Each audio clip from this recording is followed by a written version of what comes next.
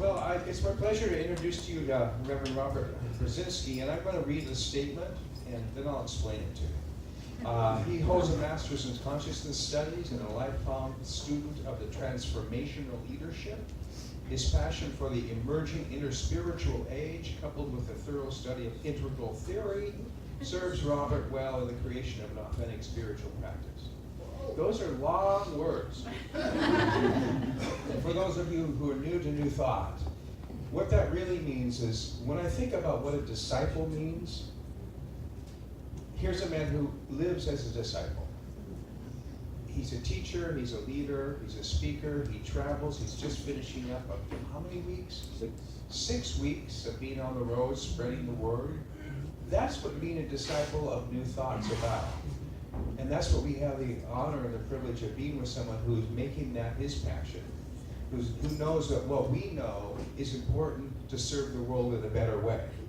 And he wants to show up saying and signing up for saying, let me tell you the truth. So let's give him a wonderful warm welcome.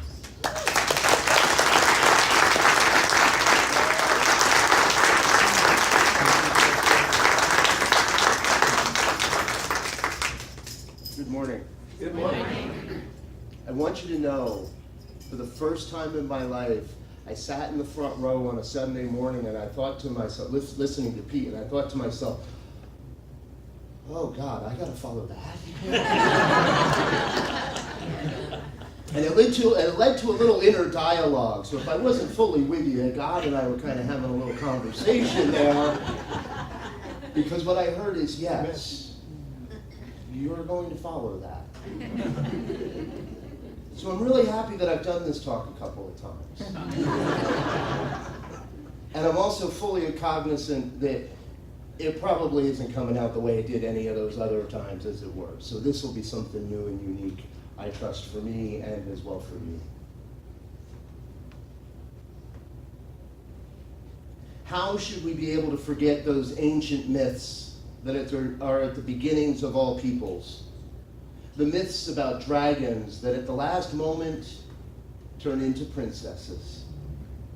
Perhaps all the dragons of our lives are princesses who are only waiting to see us once, beautiful and brave. Perhaps everything terrible is in its deepest being something helpless that wants help from us. That's Rainer Marie Rilke. And I start there as we explore this concept called dancing with your inner dragon. I start there because I know from my life, I've had many of those ugly dragons that I really wished were princesses. I wasn't able to see the good that was happening in those horrendous moments, in those scary moments.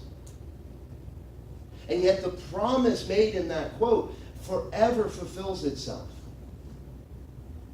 The dragon always seems to turn into the princess. And that princess is always something so incredibly vital for the evolution of my consciousness, for the evolution of my ministry, for the evolution of my family, for those places I serve and those places I'm called to serve. Now, the theme today is dragons and castles and princesses. And what we're really talking about is born out of a film, How to Train Your Dragon. Now, if you have children under the age of 10, I know you're going to raise your hand to that one. How many people have seen the film, How to Raise Your Dragon? Cool, quite a few of you. For those of you that have not, don't worry, not a spoiler alert, you're going to want to go home and get it. Netflix, Redbox, somewhere, I'm sure it's still available. And in this movie, we find two primary characters. One is a young Viking boy, rather gangly with long limbs and doesn't quite fit in. Not really the what everybody assumes to be the future leader of their group, of their community. I can relate. High school. Some of us remember that, right? And what Hiccup, great name for a young Viking, isn't it? What Hiccup immediately learns is he shares with us in this film that while he may be the son of the king, stoic, the grand Viking, he's got a little bit different of a viewpoint on life. He sees things from a different perspective. He sees things, I believe, from a heart-centered space of love. And as dragons and Vikings do, they don't quite see eye to eye. And in our film, we open with a scene where the dragons are attacking the Viking village. And they're all running about with their axes and their maces and their implements of destruction. And Hiccup, he's got a little bit of a different idea. He runs off to a bluff where there's some sort of a weapon, we don't really know what. And we can't really see the dragon, but something, you can tell something is arcing across the sky. And he reels back and he uses this weapon, which we soon learn is a net. And we're not really sure if he got the dragon or not. Now dawn breaks upon the village, and Hiccup, not sure whether he hit his dragon or not, goes out into the world to search for him. And in a depression, in a deep depression in the landscape, he finds an unknown dragon. What is rumored to be the Night Fury. And the reason it's rumored is because no one's ever seen a Night Fury. No one's ever been able to identify the Night Fury. And there's our first big word of the day, identify. We'll come back to that in a moment. What Hiccup does learn is that, yes, he has wounded the dragon, and part of the dragon's tail is missing. And because of that, the dragon is unable to fly. Later in the movie, Hiccup explains how it is that he came to befriend this dragon, and what he says is very simple. I saw something as afraid as I was. And in that moment, Dragon, also known as Toothless, and Hiccup begin a relationship. They begin a journey, which some would call the hero's journey. They begin a journey of identifying each other, of learning to embrace each other. And ultimately, I believe, in learning how to dance with each other. There's three things I want to talk about today. The ability to identify our dragons, the ability to embrace those dragons, and then the ability to dance with those dragons. And what I know is each one here has that dragon, or many. I personally have a whole flock of them. They show up from time to time. And what do dragons do? Dragons breathe fire. Scare the living daylights out of us. Dragons feed on our fears. But most important, what I've learned is dragons teach us how to fly. Back in 2011, I was at a milestone in my life. A place that any minister in this movement knows fairly well. Most practitioners, most of us have heard the name of Silomar. If there is but a sacred cow in this philosophy called New Thought, in science of mind, in religious science, it would be the grounds at Silomar, California. How many people have ever been? Cool. If not, there'll be a chance eventually to revisit those sacred grounds again. We don't go there right now, but we will again as a community. And on that day, I was to step through a threshold. I was scheduled, planned. I was, in my own mind, the golden child that would step through the threshold from practitioner to minister. It's a pretty big deal. Not only did I spend years of my life preparing for that, spent thousands of dollars getting family and friends and everyone I could to come witness this great becoming in my life. Well, that didn't happen. See, I didn't show up. My dragon showed up. My dragon hadn't been prepared for this. My dragon hadn't gone through the education. My dragon hadn't had the experiences of love and questioning and suffering that I had had. And so my dragon didn't do what I believed I was there to do. And I walked down that hill that day not being able to call myself reverend, being told not yet, being told to wait, and being assured that it would all work out, that everything would happen according to some divine plan. Anybody ever been told that? You get over it. It'll all work. Don't worry. It'll all be okay. In my opinion, that's metaphysical malpractice. But there are things that remind me. And in that moment of great despair, in that time of wondering, what am I doing with this dragon? The words of Ernest Holmes came to me.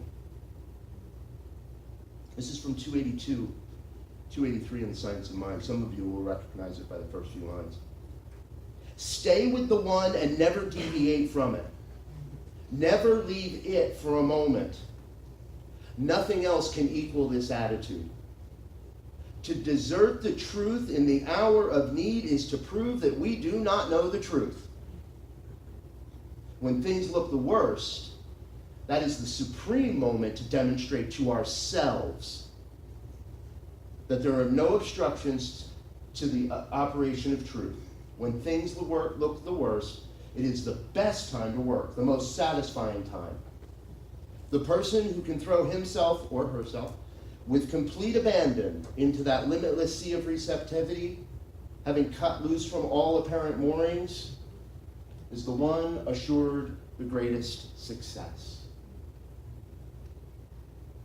When the dragons in our lives show up, when they start breathing fire, when they start asking us to feed on the fears of our lives, there's only really one thing to do. Turn to that truth. Not the truth that hurts, the truth that sets us free. What I learned that day is that part of my process, and you don't have to take this on if you don't want to, but I find a lot of people do. In order to become more of my authentic self, I have to be willing to lose part of what I think is myself. Get that? Toothless loses a part of his wing. And while we don't know it at first, that will become part of how he can become his authentic self. Speaking of losing part of ourselves, you guys all right if I drop the jacket? I'm seeing more head shaking than no. So if you were saying no, thank you for sharing your truth, and I'm still going to drop the jacket.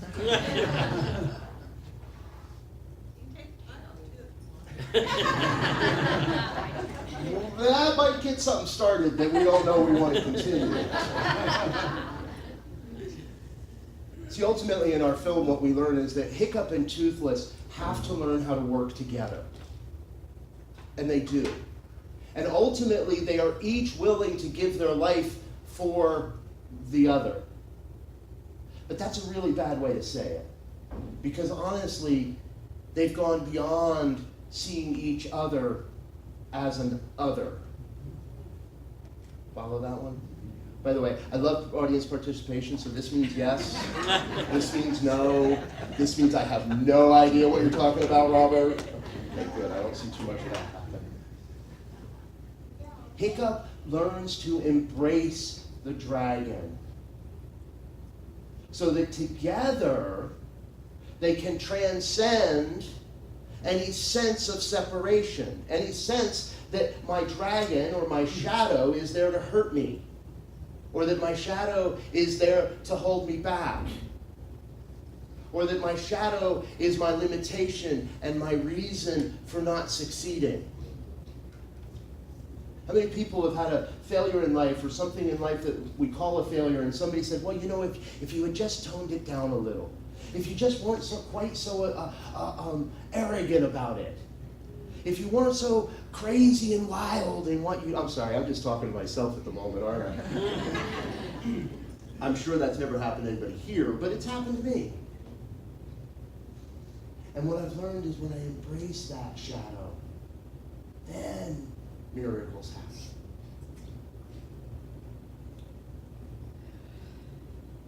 When we learn to work with our shadows and work with each other, what we learn is to transcend any perceptions of separation, lack, limitation, or doubt. Because as long as I lived my life with an other, you want to know his name? Yeah, his name's Chip. Ask around. When I continued to believe that this piece of me had to be something that got put down, that got locked away, that was dangerous, that would hurt me, that would limit me, I had to be willing to open up the heart to something more, to say there is something bigger happening there. So we first identify the shadow, and we'll learn and we'll talk a whole bunch more about all of this in the workshop later on today. We'll identify, well, what is that shadow? And we're going to identify it in a way that doesn't make it big and mean and scary. Because our shadow isn't here to be big and mean and scary. It's here to support us in moving forward into the greater yet to be, the greatness that we can be. So we identify it. We learn to embrace it. We learn to take that gentle caress. Think about the last time you fell in love with someone. It's a little scary the first time you go in for that hug. The first time you go in for a kiss. And yet it is through learning the embrace, learning how to be around each other, that eventually we learn how to dance. I got these nice big feet. My wife's she went through a whole period of her life where her toes were nothing but black and blue. Because it took forever, well, not forever, trust not forever, but it took a while to learn how to dance. How to anticipate that next move, how to feel the gentle ripple of a muscle that's going to lead into something different or something new. Spirit's like that. Life's like that.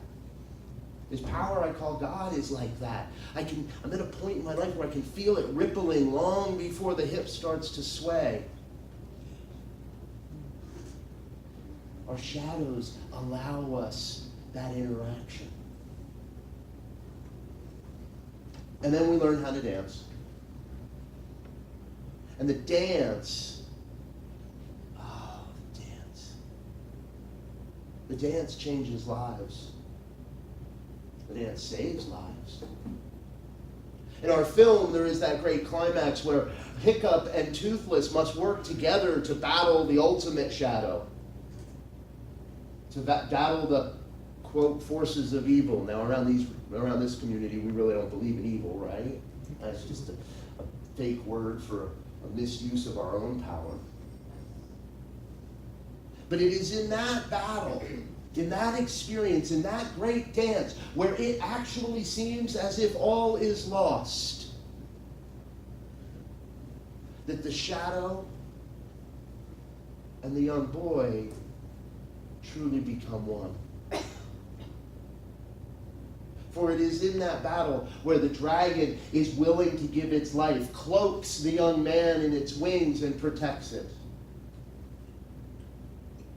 Until we learn that at the very end, the boy is not truly whole. He has lost a part of himself in order to become more of himself. He has lost a foot. And his colleagues, his comrades, his brothers in arms, his family rally together to create for him a prosthetic that just so happens to match the saddle that goes on the dragon, that fits on Toothless, that allows Hiccup to use Toothless's back wing And once again, they can fly together. The dragon gave something of himself not knowing. The boy gave something of himself not knowing. And yet neither was lesser for the exchange. Because together they express that oneness.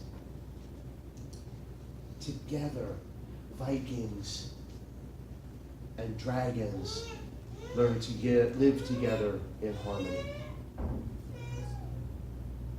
So I want to invite you to 3 challenges and 3 promises. And I trust that none of these need be scary, nasty, or require a whole lot of tears and stock in Kleenex.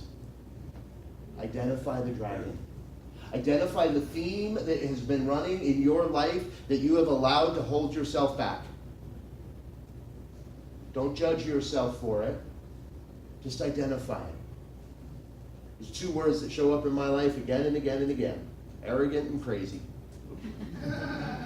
Sometimes there's a different A word in there, but arrogant and crazy are traditionally, and what I know is that's my flag, right?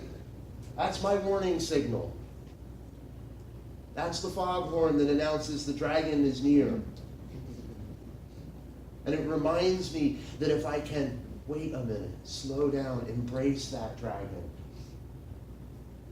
then that arrogant craziness tends to change into incredible passion. Yes. Incredible passion and deep commitment. One of the questions I ask everywhere I go is, to what are you committed? Now, the fact that you're in this room on a Sunday morning for a guest speaker that you've never heard before and you don't really know lends me to believe that you're somewhat committed to this community, to this message, to the science of mind, to new thought. That's good. Stay committed here then.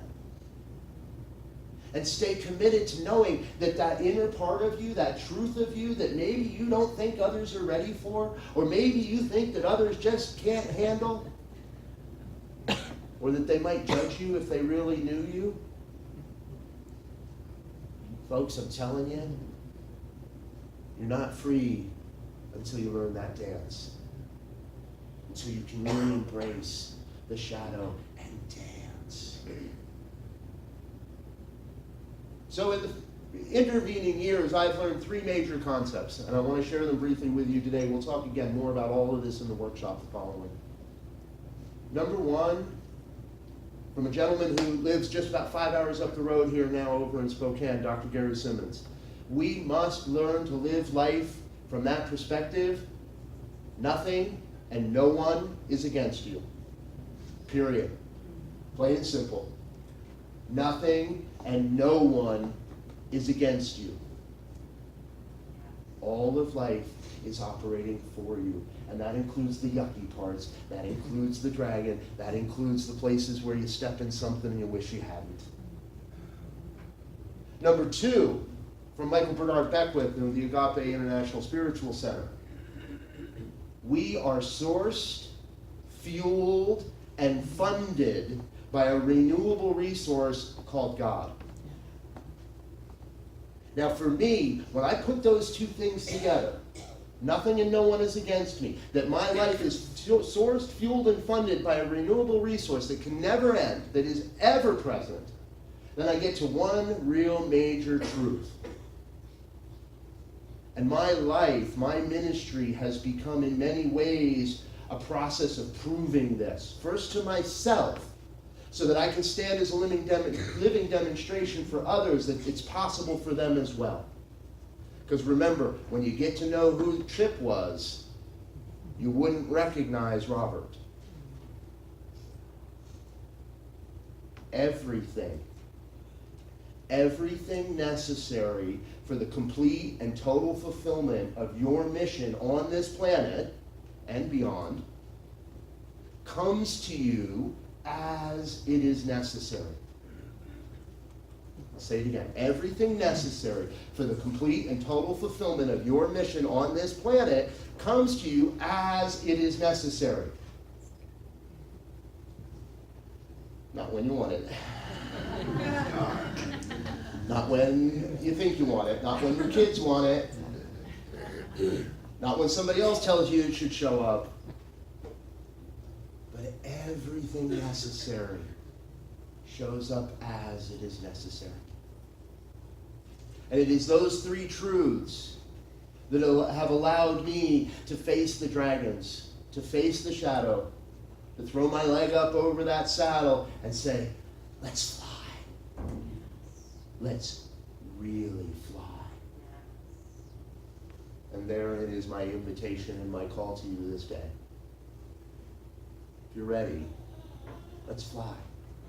Step out those doors, spread the wings, and let the world see a living demonstration of a center for spiritual living.